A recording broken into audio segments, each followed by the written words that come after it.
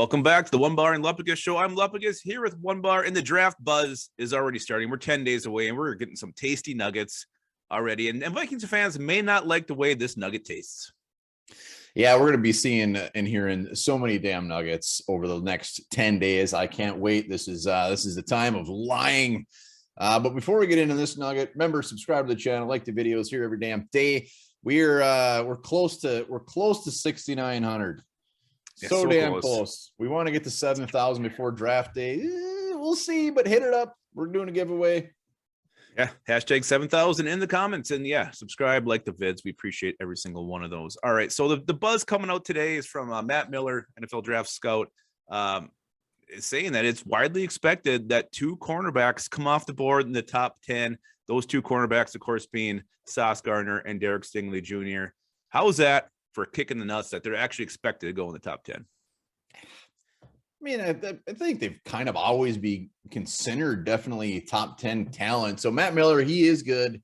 He is definitely in the know. So it's not like Bob Johnson down the street or old Mr. Withers putting out this information. So yeah, it's a mild kick, but like we said, I mean, there's going to be so much chatter over the next couple of weeks.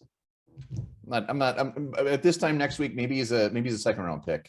Yeah, there's a couple things to take away from this. So first of all, what teams are going to go corner? The Jets are definitely one that I think with the two picks in the top 10, definitely look at BPA. One of those could be a cornerback, whether that's at 4 or at 10. Look at the Giants at 5 and 7, another team that could go with a corner. Then you got the Seahawks.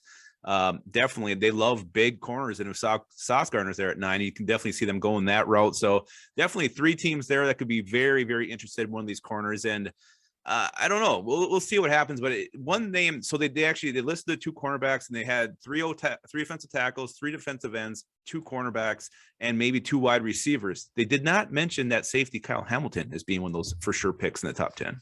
There you go. Not a kick to the crotch, but they list those off, and everything seems to be falling into place for Stingley. Will be a top 10 pick, but all it takes is one pick. All it takes is all of a sudden Trevor Penning is taken by the Giants, or Jermaine Johnson going to the Jets, or Seattle Seahawks doing what they do and taking Bubba Bolden at pick 9. So that's all it takes to completely blow it up. And all of a sudden a team's like, holy shit, we're going to get Charles Cross or another one of these guys that has no right being there, and boom, bounces back. So the dream's alive. Yeah, one of those quarterbacks could still definitely go in the top 10. Teams get quarterback hungry, and they're not afraid to make bold moves on draft day. The other thing too here, now, if you're thinking 2 are supposed to go in top 10, you start, if you're the GM, the Vikings really want that corner. I mean, maybe you start making some initial calls. Hey, what would you want if we want to move up a couple spots? What would it take?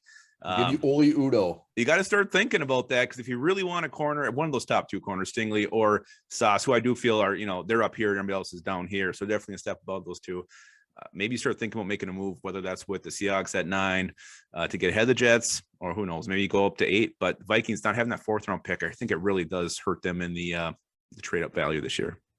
Nobody wants a 4th rounder if you're trading up. I'm just saying, I'd rather package like a 4th in the next year 2nd or something. Your dream.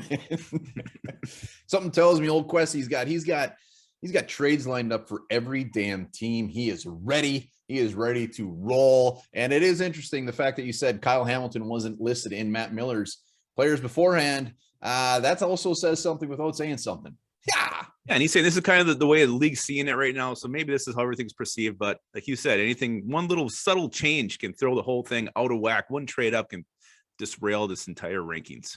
So Seattle's just going to blow it. They're going to make just a gross pick. I hope so.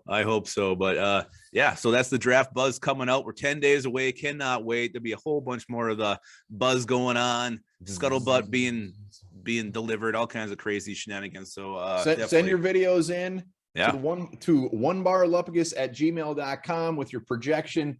25-second or less pick. Best one gets some swag. We already got one so far, and it's a dandy. Remember, awesome. Get creative. It's wonderful. Very, very creative. Win that swag. And guys, remember this, when you're thinking of what to do for that video. A sloth would need 1 month to travel a mile.